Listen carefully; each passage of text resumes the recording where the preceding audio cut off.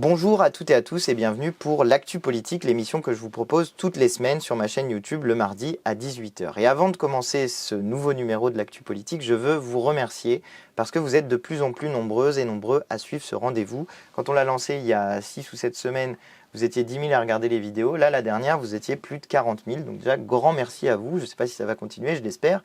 En tout cas, déjà, grand merci à vous. Deuxièmement, je veux proposer évidemment à celles et ceux qui ne connaîtraient pas ce rendez-vous de s'abonner à ma chaîne YouTube en n'oubliant pas de cliquer sur la petite cloche. C'est tous les mardis à 18 h et je vous parle de ce qui s'est passé la semaine passée ou bien de ce qui va se passer dans la semaine politique. Ça permet de faire un petit point sur cette situation politique. Et là, il y a deux sujets dont j'ai envie de vous parler. La question de la marche contre l'antisémitisme qui avait lieu ce week-end à Paris et puis aussi de la motion de censure que j'ai défendue face à Elisabeth Borne la semaine dernière. Voilà les deux thèmes que je vous propose d'étudier cette semaine et je commence donc par cette marche contre l'antisémitisme et pour la République, ça c'était l'appellation officielle, qui était appelée par la présidente de l'Assemblée nationale Yaël Braun-Pivet et par le président du Sénat Gérard Larcher. Nous avons décidé, nous les Insoumis, de ne pas participer à cette marche parce que l'extrême droite participait à cette marche et parce que les mots d'ordre n'étaient pas très clairs sur la manière dont ils étaient présentés. Je vais détailler sur ce point-là, mais d'abord, je dis que nous avons fait de notre côté un rassemblement contre l'antisémitisme sur un lieu de mémoire de la rafle du Veldiv. Je vais vous parler de tout ça, mais je commence d'abord par cette marche donc et par les raisons pour lesquelles nous n'y avons pas participé, alors même que les mots d'ordre, officiellement la lutte contre l'antisémitisme et une marche pour la République, normalement ça devrait rassembler tout le monde. Mais justement, c'est bien le problème, cette marche-là, la manière dont c'était appelé et le cadre politique qui était proposé pour cette marche-là ne permettait pas de rassembler l'ensemble du peuple français et je veux détailler ces points-là. D'abord, le premier problème, c'est que l'appel, il était lancé d'une certaine manière comme une ouverture, comme un appel au Rassemblement national. C'était d'une certaine manière la porte d'entrée pour le Rassemblement national pour pouvoir se racheter une conscience, se racheter une morale sur ce sujet de la lutte contre l'antisémitisme. Or, c'est précisément ça le problème, c'est que l'extrême droite, c'est d'abord elle qui est responsable de l'antisémitisme dans notre pays et en Europe d'une manière générale.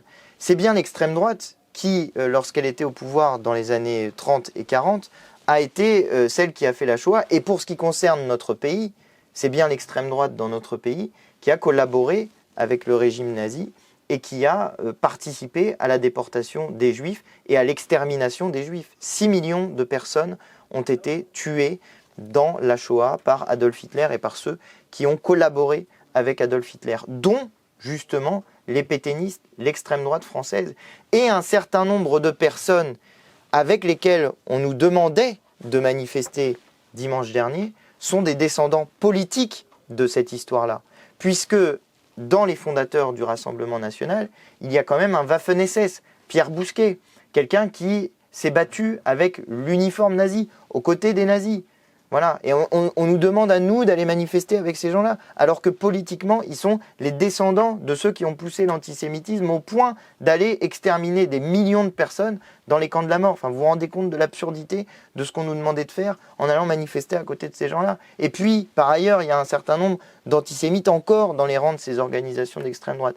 Il y a M. Zemmour, par exemple, qui essaye de réhabiliter Pétain. M. Zemmour qui nous dit que Pétain aurait sauvé des Juifs de France, alors que tous les travaux des historiens sur le sujet montrent premièrement que l'idée selon laquelle Pétain aurait protégé les Juifs de France est fausse, et qu'ensuite Pétain a lui-même durci les lois sur le statut des Juifs. Je vous invite notamment à aller regarder les travaux de Robert Paxton sur le sujet. Et puis à faire une petite recherche sur Internet, c'est pas très difficile, vous tapez « Pétain a durci le statut des Juifs de France » et vous trouverez la lettre, le texte annoté par Pétain, où on voit bien que le chef de l'État français de ce moment-là a écrit pour durcir le statut des Juifs de France. Et ça, c'est authentifié, il n'y a pas de souci, c'est pas je sais pas quoi, c'est des travaux d'historiens qui démontrent ça. Donc ceux qui défendent la réhabilitation de Pétain sont un problème dans la lutte contre l'antisémitisme. Et Éric Zemmour est un problème dans ce cadre-là. Et on nous demandait donc d'aller manifester avec ces gens-là sur un sujet aussi sérieux, d'aller manifester avec des gens qui ne cessent de diviser le peuple français en tenant des propos islamophobes dans un certain nombre de cas, et y compris à l'intérieur de cette marche-là. Ça n'est pas possible, vous comprenez bien que ça n'est pas possible de dire qu'on va manifester pour la République et contre l'antisémitisme avec des gens qui divisent la République et qui sont les héritiers d'une histoire antisémite et qui prolonge cette histoire antisémite. Enfin, il y a encore eu un article sur Stéphane Ravier qui fait des saluts nazis dans sa mairie. Stéphane Ravier, c'est un maire du Rassemblement national. Et c'est pas un maire d'il y a longtemps, hein, c'est un maire de maintenant qui fait des saluts nazis dans sa mairie. Donc franchement, ras-le-bol. Ras-le-bol de ce gloubi-boulga politique dans lequel tout se vaut, tout est dans tout, dans lequel le Rassemblement national et Éric Zemmour, c'est pas grave, ils sont plus antisémites, ça serait pas un problème. Non, c'est faux, on ne combat pas l'antisémitisme, on ne combat pas le racisme avec les gens qui propagent la haine dans notre pays, avec les gens qui propagent l'idée qu'il pourrait y avoir des différences en fonction des êtres humains, en fonction de leur religion, de leur couleur de peau ou de leur origine. Je rappelle que c'est pas dans un monde vague des idées, je sais pas quoi, c'est actuellement là encore écrit dans le programme de Marine Le Pen, suppression du droit du sol. Je répète, suppression du droit du sol. Ça veut dire quoi? Ça veut dire rétablissement du droit du sang. Vous savez c'est qui la dernière personne qui a fait ça? Pétain, voilà. Donc ça, c'est le programme de Pétain et c'est encore dans le programme de Marine Le Pen. Le programme de Marine Le Pen reste un programme raciste et en l'occurrence ici antisémite puisqu'il s'agit de la même chose que le programme de M. Pétain. Voilà. Que ça soit noté, clairement écrit partout où c'est possible. Actuellement, dans le programme de Marine Le Pen, il y a ça. Et ça, c'est le contraire de l'histoire de la France républicaine qui, depuis 1793 et la constitution de cette époque-là, disait qu'au bout d'un an de vie sur notre territoire national, vous pouviez devenir français. Voilà, c'est l'inverse. Quand on a inventé le drapeau tricolore, la Marseillaise et la devise liberté, égalité, fraternité, on a dit au bout d'un an, t'es là, t'es français. Et en 1848, on a même fait mieux, on a dit au bout de 6 mois. Voilà. Donc vous voyez, eux, c'est l'inverse. Ils ne veulent pas de ça parce qu'ils ne veulent pas que notre peuple puisse être un peuple qui se construit par des arrivées successives de gens et en fonction des choses qui se passent un peu partout et que tout ça, à la fin, ça permet de faire un peuple français, peu importe les origines, peu importe les religions, peu importe le genre, peu importe l'orientation sexuelle. Voilà pourquoi il n'était pas possible de manifester sur ce sujet-là, précisément, avec l'extrême droite. Et d'ailleurs, il ne faudrait quand même pas oublier ce qu'ils ont fait il y a 1 an et demi, les macronistes, parce qu'il y a 1 an et demi, ils nous demandaient de voter pour eux en disant qu'il fallait faire barrage au Rassemblement national. Mais ça, ils ont oublié apparemment, puisque maintenant, ils sont en train de manifester avec lui. Avec lui et avec Éric Zemmour. Donc bravo les champions. Il y a 1 an et demi, on nous dit qu'il faut faire barrage.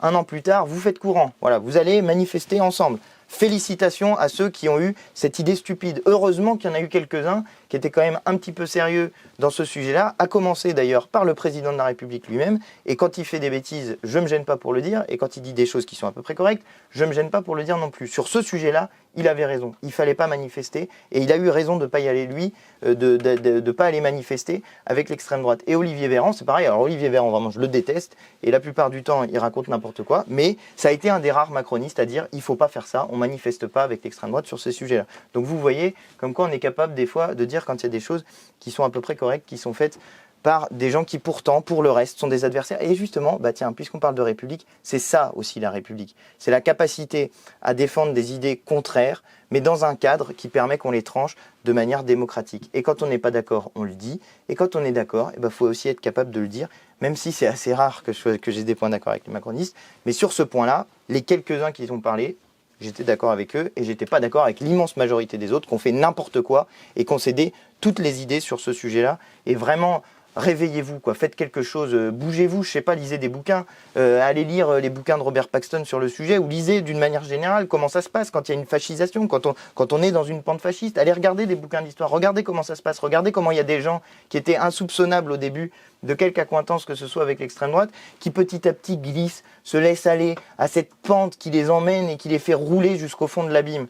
Regardez l'histoire, méditez l'histoire. On ne joue pas avec ce sujet-là. On ne joue jamais avec ce sujet-là. Et ceux qui ont participé à la réhabilitation de l'extrême droite sur un sujet aussi sérieux que la question de l'antisémitisme, sur un sujet aussi sérieux que la question du racisme, sur un sujet aussi sérieux que la question de la République, franchement, vous avez fait vraiment n'importe quoi. Et honte à vous qui avez participé à ça, parce que jamais il faut s'entraîner dans ce genre de choses. C'est la raison pour laquelle, pour ce qui nous concerne, nous, les Insoumis, nous avons refusé de participer à ça. Et nous avons proposé un autre rassemblement. Un rassemblement qui était sur le lieu de commémoration de la rafle du Veldiv. Qu'est-ce que la rafle du Veldiv? C'est un des moments importants de la collaboration française où la police française de Vichy a participé à rassembler des juifs et ensuite à les déporter vers les camps de la mort. C'est ça qui s'est passé avec le régime collaborationniste français. Voilà ce qui s'est passé dans notre pays. Et nous avons fait ce rassemblement-là parce que nous voulions, nous aussi, participer à un moment où on alerte sur le sujet de l'augmentation des actes antisémites dans notre pays, où on dit que c'est un problème énorme, cette augmentation des actes antisémites dans notre pays, que c'est pas tolérable, mais où on le fait dans la clarté politique, c'est-à-dire en rappelant que l'extrême droite n'est pas un allié dans la lutte contre l'antisémitisme et qu'au contraire, l'extrême droite est responsable de ce qui s'est passé dans notre pays en participant à la déportation et à l'extermination des Juifs. Voilà ce qui permettait de le faire dans la clarté. Alors il y a un certain nombre d'énergumènes qui sont venus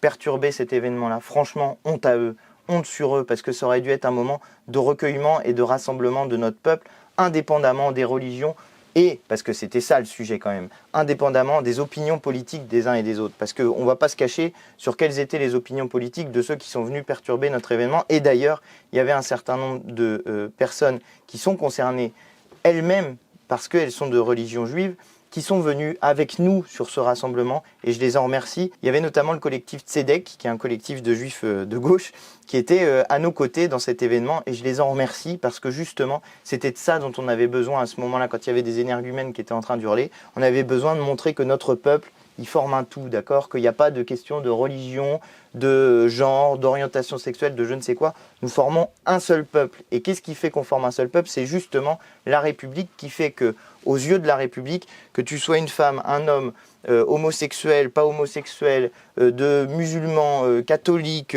sans religion, juif, etc., tu es un citoyen ou une citoyenne française, point barre. Et tu es égal à ton concitoyen au regard de la loi, parce que tu es égal dans ta capacité à faire la loi par le vote, une personne égale une voix, et que tu es égal dans ton obligation de respecter la loi, puisque comme nous la faisons collectivement, en théorie, c'est ça la théorie républicaine, puisque comme nous la faisons collectivement, eh bien nous sommes tous obligés de respecter la loi et qu'elle s'applique à toutes et à tous de la même manière. C'est ça la République française et c'est ça le peuple français. C'est comme ça qu'il se construit. Je vais encore plus loin parce que je n'ai pas participé qu'à cet événement-là ce week-end. J'ai participé à un autre événement qui avait lieu à Lyon et qui là pour le coup permettait d'avoir de la clarté. C'était la veille, c'était le samedi.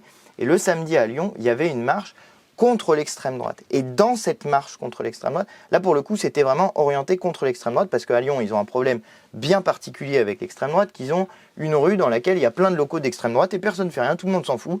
Le préfet refuse d'agir sur le sujet, Darmanin il en a rien à faire, bref tout le monde s'en fout, sauf les militants antifascistes de Lyon, que je remercie de leur initiative d'avoir fait une marche contre l'extrême droite. Et vous savez quoi ? Dans cette marche contre l'extrême droite, on a chanté plein de slogans, contre l'extrême droite bien sûr, c'était l'objet, mais aussi contre l'antisémitisme et contre le racisme. Ce qui vous montre que quand on est clair, quand on est dans la clarté vis-à-vis de quel est l'ennemi, les gens qui viennent là, ils viennent en sachant pourquoi ils sont là. Ils sont contre l'extrême droite, c'est-à-dire contre le racisme et contre l'antisémitisme. Et c'est là justement l'idée qu'il faut bien comprendre dans sa tête et l'erreur qui a été commise par certains, c'est que l'extrême droite, c'est son projet politique, la division du peuple français. Peu importe le sujet sur lequel ils divisent, mais c'est leur projet politique. Pourquoi c'est leur projet politique ? Parce qu'ils ont besoin que le peuple français soit divisé pour protéger les intérêts économiques des puissants de notre pays, pour protéger les intérêts de M. Bolloré qui fait la chaîne CNews, d'accord ? C'est ça dont ils ont besoin. C'est le projet politique de l'extrême droite de diviser le peuple français. Pourquoi ? Parce que l'extrême droite, elle est du côté du patronat. Il faut arrêter de se voiler la face sur le sujet. Ceux qui pensent que Marine Le Pen, elle veut augmenter les salaires, mais allez regarder le programme de Marine Le Pen.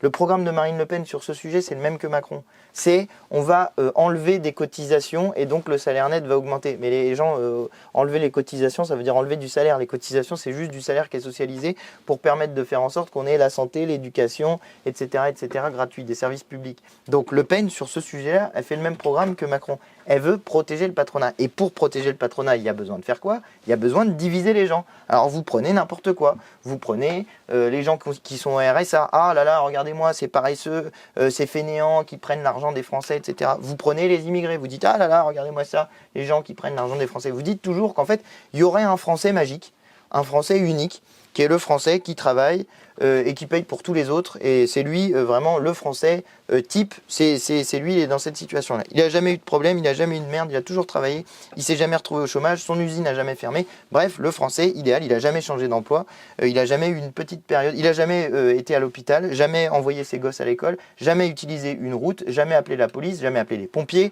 Bref, il coûte rien à personne et lui, il est parfait, il travaille et il paye pour tous les autres. Vous vous rendez bien compte que c'est n'importe quoi comme modèle. Et donc, elle a besoin, Le Pen, d'aller nous diviser. Alors, une fois, elle va prendre, je vous disais, elle va prendre des immigrés, elle va prendre des gens qui sont RSA, elle va prendre des chômeurs, elle va prendre, et puis elle va prendre la religion. Elle va dire, les musulmans, quand même, ils sont louches, ou bien les juifs, ou bien, parfois, la dernière fois, c'était sur le droit à l'IVG. Ils divisent, ils essayent de diviser en permanence, parce que si on se rassemble, qu'est-ce qui se passe quand on est rassemblé? Quand on est rassemblé, on est fort et on défend en commun des objectifs politiques et économiques qui sont des objectifs de conquête de droits sociaux et démocratiques. Et ça, Le Pen, elle n'en veut absolument pas. Voilà ce que je voulais vous dire sur ce sujet-là. J'ajoute un dernier point parce qu'il faut aussi savoir avoir de la clarté sur le sujet. Quelle est l'erreur fondamentale qui est aussi commise dans cet appel à la marche de Yaël Braun-Pivet et de Gérard Larcher? C'est qu'il y a un mélange qui est fait entre l'augmentation des actes antisémites dans notre pays, qui est un énorme problème, et la situation internationale et le conflit israélo-palestinien. Pourquoi il y a ce mélange qui est fait et pourquoi c'est problématique de le faire? Ce mélange est fait parce que depuis le 7 octobre, c'est-à-dire depuis l'attaque du Hamas en Israël et depuis la riposte qui allait avec d'Israël vers la bande de Gaza, qui a fait désormais plus de 10 000 morts, dont plus de 4 000 enfants. Il y a des gens qui, justement, sont des gens qui commettent des actes antisémites, qui font une confusion entre les Juifs de France et le gouvernement d'extrême droite de M. Netanyahou.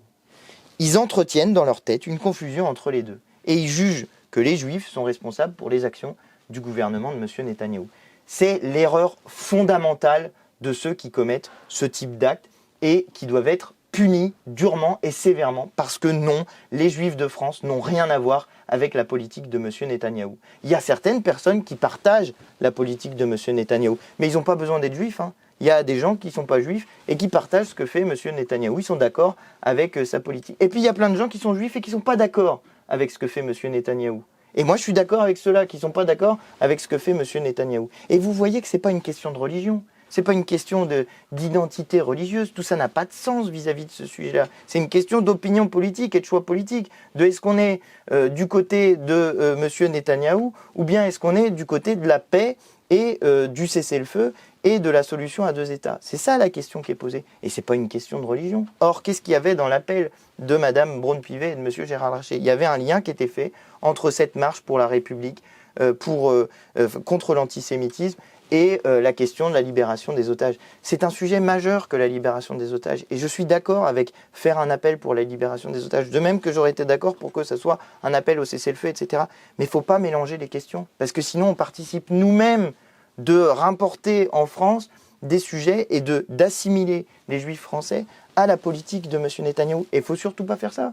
Et d'ailleurs, il y a plein de Juifs de France et dans le monde entier qui manifestent contre la politique de M. Netanyahou, ce qui est bien la preuve qu'il n'y a aucun lien entre les deux. Et s'il y a des gens qui m'écoutent à ce moment-là et qui feraient dans leur tête ce lien entre les Juifs de France et M. Netanyahou, je vous dis, vous commettez une erreur. Et vous êtes en train d'être sur une pente qui est antisémite. Donc ne pensez pas comme ça. Sortez-vous de cette logique-là. Regardez non pas quelle est la religion des gens, regardez quels sont les choix politiques des gens. C'est sur la base des choix politiques qu'on juge. Et ça ne veut pas dire qu'il faut aller commettre des actes ensuite de violence contre les gens qui ne sont pas d'accord avec vous. Il faut les convaincre, il faut leur dire qu'ils se trompent. Voilà, c'est comme ça qu'on fait fonctionner un pays de manière démocratique, de l'ordre, de la discipline, pas ce genre de propos ou d'actes qui abaissent ceux qui les commettent. D'accord? C'est ceux qui les commettent qui s'abaissent en les commettant. Voilà, c'est comme ça qu'on combat l'antisémitisme, en étant clair, en disant les choses et en n'ayant pas peur de les dire, d'accord? Donc moi je le fais et j'invite celles et ceux qui sont en train de nous donner des leçons en ce moment à faire de même et à être très clair et à pas tout mélanger et à pas raconter n'importe quoi sur ces sujets-là parce que justement il y a des gens qui peuvent en souffrir de manière très dure et très violente, d'accord? Donc il faut maintenant être, voilà, je l'ai dit dans mon intervention que j'ai faite quand on était au rassemblement sur le Veldiv contre l'antisémitisme. Descendons d'un ton, ok, reprenons nos esprits tous, recommençons à réfléchir, à utiliser nos cerveaux. C'est ça qu'il faut faire si on veut être utile à notre peuple et à notre pays d'une manière générale. Voilà ce que je voulais vous dire sur ce sujet-là. Bon, deuxième sujet, il va être en lien avec le premier, quand même, un petit peu, mais c'est la motion de censure que j'ai défendue face à Elisabeth Borne. Alors, j'ai reçu des centaines de commentaires sur le sujet, l'essentiel étant positif, et un certain nombre de personnes me disant que, quand même, j'y étais allé un peu fort avec Elisabeth Borne. On n'y va jamais trop fort avec un gouvernement qui est responsable de la situation catastrophique de notre pays. Et en réalité, j'y suis pas allé si fort que ça. Je disais juste qu'il fallait qu'elle dégage. C'est l'objet d'une motion de censure, normalement. On veut se débarrasser d'un gouvernement. Pas s'en débarrasser de manière physique et violente, s'en débarrasser de manière démocratique. C'est le seul truc que permet notre Constitution. Ils font des 49.3, on fait des motions de censure. Et j'ai fait plusieurs choses dans cette motion de censure. C'est pour ça que je veux vous en parler. Pour vous détailler quels étaient mes objectifs politiques en faisant cette motion de censure. Et pour vous inviter à la regarder si vous ne l'avez pas vue, ou pour vous en donner le commentaire politique si jamais vous l'avez vu. Il y avait plusieurs objectifs. Le premier, c'était, petit 1, de dire qu'on ne veut plus de ce gouvernement. Ça, je pense que c'était assez entendable, puisque ça commence par Madame la Première ministre dégagée. Et je pense que beaucoup de gens ont vu ne serait-ce que ces mots-là, puisque c'est dans les 3 premières secondes de la vidéo. Donc, vu le nombre de personnes qui ont vu la vidéo, je pense que ces mots-là, au moins, ils auront marqué un certain nombre de personnes. Ça, c'était le premier point. Dégager parce que vous êtes responsable d'une situation économique qui est dramatique. Justement, c'était le deuxième objectif, c'était montrer quelle est cette situation économique. Et là, pour le coup, j'ai été dur, mais j'assume d'avoir été dur avec la Première ministre. J'assume de lui avoir dit qu'il y avait 330 000 personnes dans notre pays qui étaient sans domicile fixe et que parmi eux, il y avait 2800 enfants qui dormaient sans toit sur la tête et que si moi j'étais à la place de la Première ministre, ça m'empêcherait de dormir, de savoir que je suis au pouvoir et que cette situation perdure. D'accord ? C'est pas genre si difficile que ça à régler, quoi. Mettre des enfants à l'abri dans la 6e ou la 7e puissance économique du monde, ça doit pouvoir se faire, 2800 enfants, de les mettre à l'abri, non, vous pensez pas? Et ça grandirait notre pays de dire qu'aucun enfant ne dort à la rue dans le pays des droits de l'homme. D'accord ? Ça, c'est la France qu'on aime. Ça, c'est la France qui rayonne à l'international. La France qui assure les droits de l'homme et du citoyen. Voilà, moi, ce que j'aimerais qu'on fasse avec notre pays et pas cette espèce de politique toujours au service de quelques-uns qui ont déjà plein de fric, et au détriment de l'ensemble de la population et notamment des plus pauvres de notre pays qui dorment dans la rue et des enfants qui sont concernés par ça. Donc ça, c'était le deuxième objectif, c'était parler de la situation réelle de notre pays, lui faire au moins une fois, quelqu'un lui aura dit les yeux dans les yeux, est-ce que ça ne vous empêche pas de dormir qu'il y ait 2800 enfants qui sont dans la rue. Et puis je vous rajoute un chiffre que je ne vous ai pas dit, 700 parmi ces 2800 enfants, il y en a 700 qui ont moins de 3 ans. Hein, c'est quoi la responsabilité des bébés dans la situation économique du pays? On va dire qu'ils sont paresseux et qu'ils ne bossent pas, c'est ça? 700 gosses de moins de 3 ans? Franchement, il y a des choses à faire dans notre pays qui sont un peu plus utiles que le pataquès et le bazar qu'ils nous font à l'Assemblée nationale et les macronistes. Ça, c'était donc le deuxième objectif, parler de la situation politique du pays.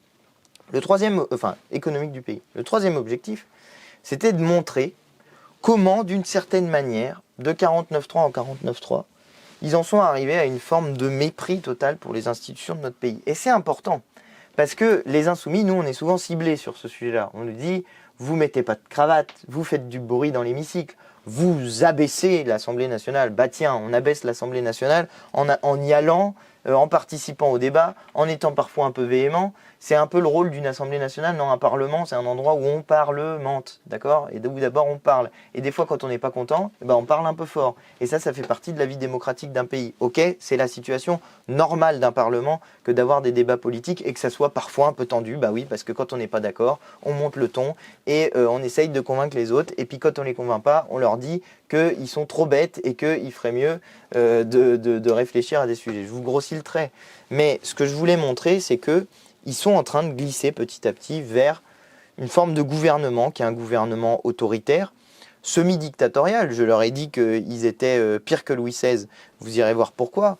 Mais en réalité, ils sont dans un mode de gouvernement où la démocratie parlementaire, ça les intéresse plus. Pourquoi ? Parce que son dernier 49.3, enfin son avant-dernier, parce qu'elle en a fait un autre depuis, moi je parlais pour le 16e, maintenant on en est au 17e au moment où je tourne cette vidéo. C'était la semaine dernière le 16e, le 17e c'est cette semaine.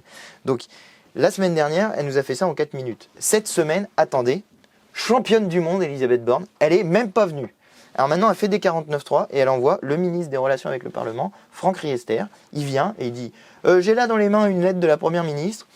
Conformément à cette lettre, j'engage la responsabilité de son gouvernement, enfin la mienne, enfin bref. » tout ça est d'un niveau d'abaissement de notre démocratie parlementaire. Et ces gens-là, mais alors franchement, qui continuent, parce qu'ils sont en train eux-mêmes de creuser la tombe de la Ve République, tu vois. Plus ça va, plus les gens détestent les institutions qui permettent de faire ces choses méprisantes vis-à-vis du peuple français. Continuez les macronistes, continuez bien comme ça, vous êtes en train de tuer la Ve République, tant mieux, on aura la 6e à l'issue de ça. C'était justement mon 3e ou 4e objet, je ne sais plus à combien j'en suis, c'était de dire qu'il faut maintenant changer de constitution et remplacer ce système qui ne permet pas la souveraineté populaire, parce qu'il y en a ras-le-bol. Et par ailleurs, moi je vous invite à aller regarder dans les programmes des gens ce qu'ils proposent effectivement sur le sujet. Si vous avez des gens qui ne proposent pas la suppression du 49.3, si jamais ils disent pas touche à la Ve République, ne votez pas pour eux, parce qu'ils s'en serviront. Tant que c'est dans la Constitution, tant que vous avez des outils et que vous êtes au pouvoir, vous vous servez des outils de pouvoir que vous avez. Donc, vous pouvez être sûr que les gens qui défendent la Ve République utiliseront des 49.3. C'est une certitude absolue. Bref, ça c'était un de mes objectifs. Et puis, il y avait un dernier objectif qui était de répondre un petit peu aux attaques qui sont, que les insoumis subissent. Parce que c'est un moment rare, une motion de censure, où vous pouvez dire beaucoup de choses. C'est un discours qui dure 10 minutes. Et moi, j'avais envie de répondre sur la République et sur les attaques que nous subissons sur les questions d'antisémitisme. Donc il y avait ces deux objets. Premier objet, la République. J'en ai parlé en faisant le triptyque liberté, égalité, fraternité. Et sur ces sujets-là, je leur ai renvoyé dans la figure ce qu'ils font réellement. Donc liberté, les interdictions à manifester, j'ai parlé d'un certain nombre de sujets. Égalité, j'ai parlé de certains qui ont tout, d'autres qui n'ont rien. Et j'ai donné nos propositions sur le sujet pour augmenter les salaires, augmenter les retraites, bref, faire en sorte que les gens vivent dignement dans notre pays, ce qui est quand même normalement pas un gros sujet. Vouloir que les gens vivent dignement, ça devrait être l'objectif de n'importe quel gouvernement. Et puis enfin, la fraternité. Et c'est sur la partie sur la fraternité où j'ai parlé des questions du racisme et de l'antisémitisme. Et là, je dois dire que j'ai été choqué de ce qu'a fait Elisabeth Borne. Parce que moi, dans mon discours, il se trouve que je le faisais dans la nuit du 9 au 10 novembre.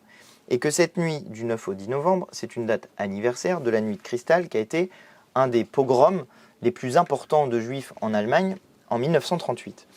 Et j'ai parlé de ça en disant, justement, parce qu'on était avant la marche de dimanche, mais elle était déjà annoncée, je lui disais, ne manifestez pas avec l'extrême droite, souvenez-vous de l'histoire de notre continent et de qui a déporté et tué des millions de juifs de notre pays. Et donc, je disais ça à Elisabeth Borne en lui disant, ne vous trompez pas d'ennemis, ce ne sont pas les insoumis, les ennemis dans le sujet de la lutte contre l'antisémitisme. Au contraire, c'est sur les insoumis que vous pouvez compter, puisque ce sont des humanistes qui ne font pas de différence entre les êtres humains en fonction de leur religion. Mais alors par contre, si vous allez manifester avec l'extrême droite, là vous commettez une erreur politique. C'est ça que j'ai dit à Elisabeth Borne. Vous savez ce qu'elle a fait? Elle m'a dit que j'avais comparé le 49.3 avec la nuit de Cristal. Et que d'une certaine manière, c'était un petit peu border comme manière de faire. Vous vous rendez compte du niveau? Alors, de deux choses l'une. Soit elle fait ça par politique politicienne pour essayer de faire « Ah, bah, les insoumis, vous n'êtes pas clairs, etc. » Enfin, franchement, c'est odieux compte tenu du discours que je venais de faire. Tu vois, de faire ça, vraiment, c'est honteux. Soit elle avait rien écouté, mais vraiment rien écouté. Puis au bout d'un moment, elle a entendu une nuit de Cristal, elle s'est réveillée, elle s'est dit quoi? De quoi il parle Léo Mans? Oh là là, mon Dieu, il a comparé la nuit de Cristal avec le 49.3. C'est sans doute ça qui s'est passé. Le plus probable est qu'elle en ait tellement rien à faire quand elle vient faire des 49.3 et qu'il y ait des motions de censure. D'ailleurs, il y avait personne dans l'Assemblée nationale à part les insoumis, à peu près personne, et en tout cas certainement pas beaucoup de macronistes qui étaient présents à ce moment-là. Mais je pense que c'est ça le plus probable. Elle en a rien à secouer, ça ne l'intéresse pas.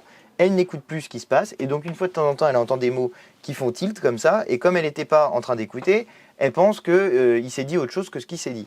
Et franchement, c'est honteux. Et moi, j'attends toujours des excuses d'Elisabeth Borne sur ce sujet-là, parce que je ne suis pas d'accord pour qu'on me dise que j'ai fait ce que je n'ai pas fait, alors même que justement, j'étais en train de dire que c'était un moment bien particulier, et que quand on voulait lutter efficacement contre l'antisémitisme, il fallait avoir les idées claires et parler fort, d'accord? Parler fort et parler clair. D'accord? Avoir de l'ordre dans sa tête. Voilà.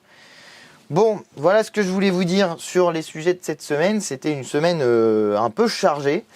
Je dis grand merci. Alors, j'ai plusieurs choses à vous dire. D'abord, grand merci à celles et ceux qui regardent cette émission. Et encore une fois, je vous invite à vous abonner à la chaîne si jamais vous découvrez.